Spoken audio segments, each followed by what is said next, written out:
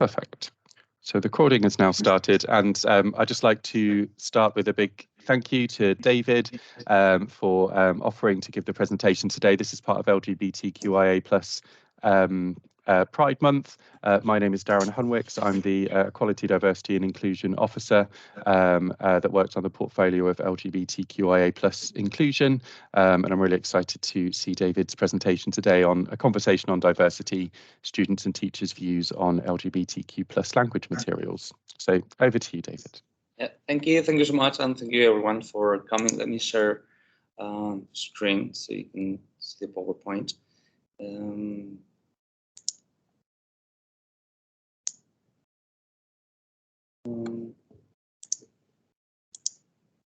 Can you see the PowerPoint?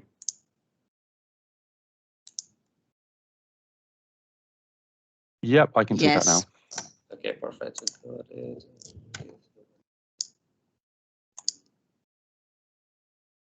Yes. Okay.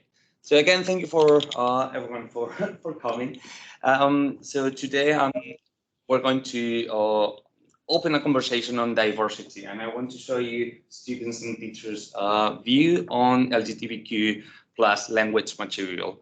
I'm not reinventing the wheel. I'm not gonna show you anything very new, but this is just a conversation and to raise awareness of how easily can be for us to just modify a few things to make everything, our materials, more inclusive. So first of all, I'm gonna start talking a little bit of context. Last year, I conducted a survey on the previous university that I was working on. And I conducted a survey on students and teachers' experience regarding the level of LGBTQ inclusivity at university. Then we're gonna get to work a little bit. First, I'm gonna show you the representation of LGBTQ+ content in language material, and then we're gonna review and have some ideas on how can we do our material more inclusive. And finally, we're gonna share some thoughts and ideas.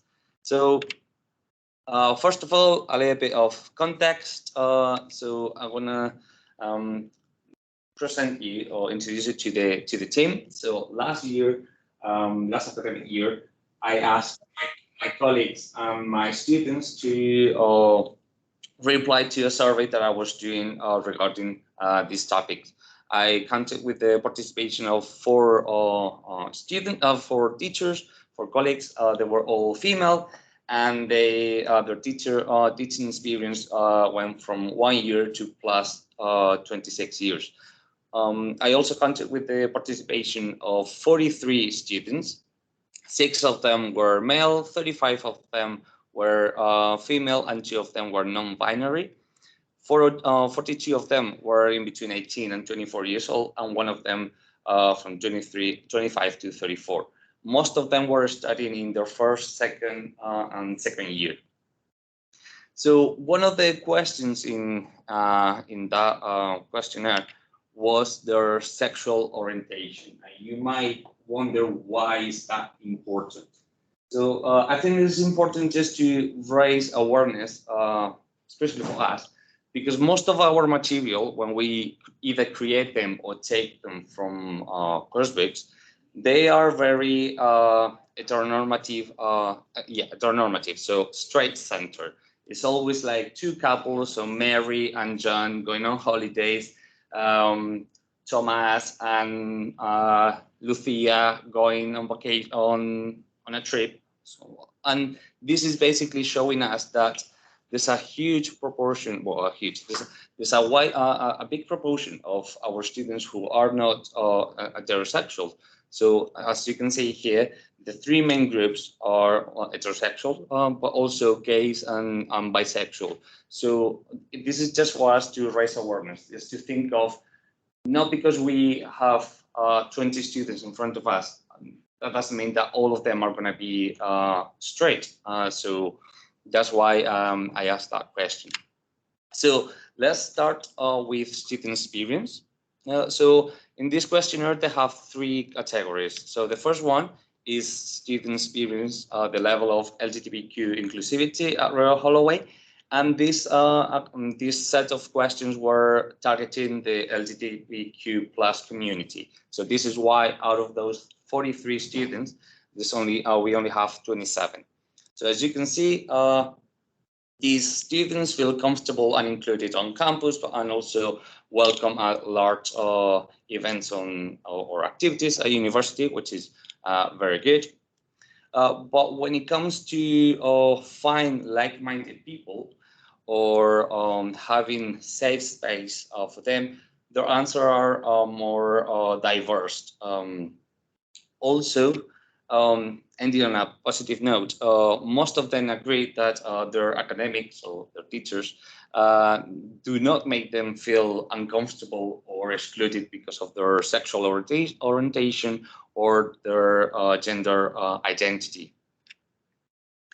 Then moving on to the representation within the department at Royal Holloway. This set of questions were for everyone. So most of the students, as you can see, believe that a more diverse range of materials and relationships, not only like LGBTQ, but like diverse. So minorities, like any kind of minority that we could have in our class. But also they believe that LGBTQ plus lives and themes should be also addressed in our lessons.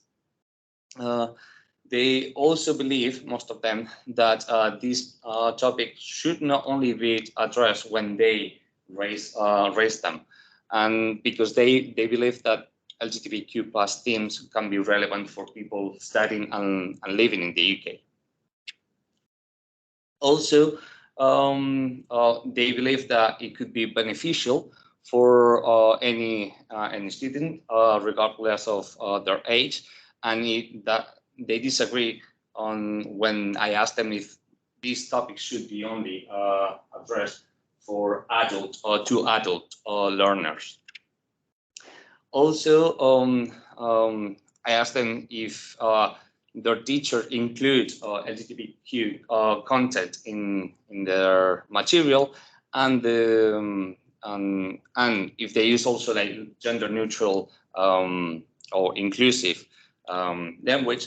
And in here, as you can see, the answers are more diverse. So what makes me think that we still have a lot of work to do in this regard. Also, I asked them if LGBTQ representation will distract them or distract for the main aim of the lesson, and most of them disagree with this. So moving on to teachers' experience, I asked my colleagues if they feel confident and comfortable talking about these topics, and most of them, as you can see, did.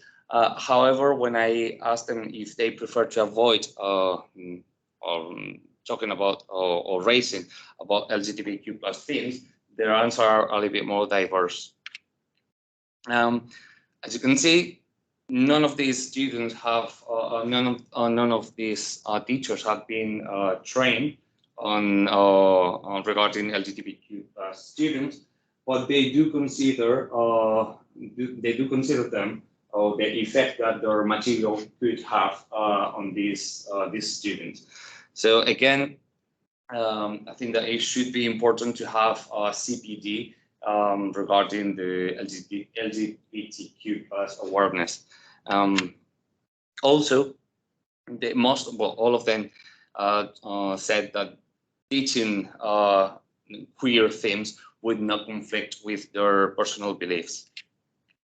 When it comes to material, most of them either do create their own materials or go online to find it.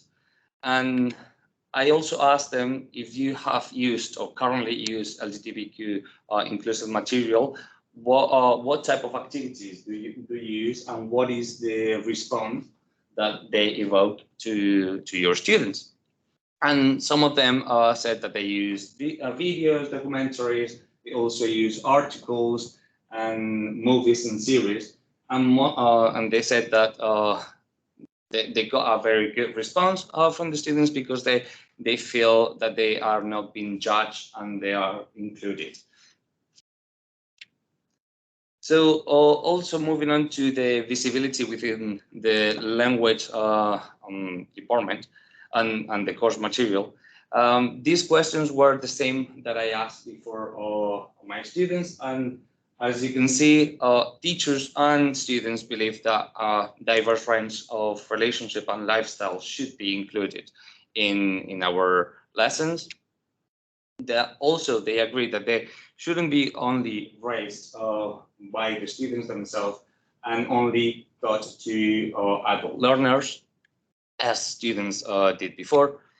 And they also think that LGBTQ themes are relevant for people living in this country or studying, and they also disagree by saying that the LGBT or queer representation would distract from the main aim of the lesson. Finally, they also said that they would be able to, well, they would like to use more material if they were available, things that they couldn't find a lot of these materials, and we will see why later on.